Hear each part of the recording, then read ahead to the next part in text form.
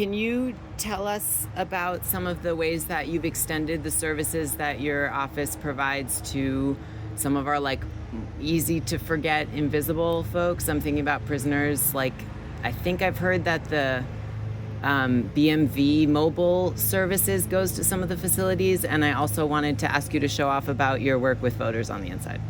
Yes. Could you repeat the question? So the question is the work that I do with some of our most vulnerable populations, including people who are incarcerated in Maine state prison facilities.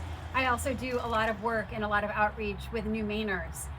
So I've been working in partnership with the NAAC prison branch in correctional facilities in Maine for over 20 years, starting when I was head of the ACLU of Maine.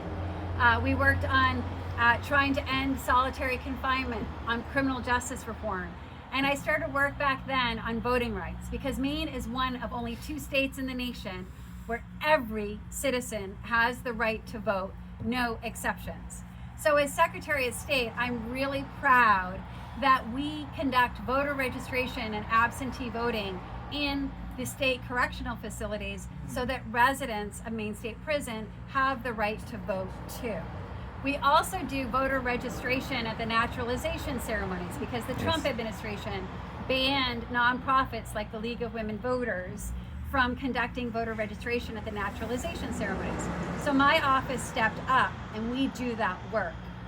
When talking to people who are incarcerated about the challenges of re-entry back into the community and not having access to IDs and licenses, we decided to bring the ability to get a license or ID to the correctional facility. So we trained staff at the Maine Department of Corrections, and we installed equipment so that anyone re-entering into the community can get their driver license or ID before they exit, so that they can get an apartment, get a job, and have what they need, the tools they need to be successful.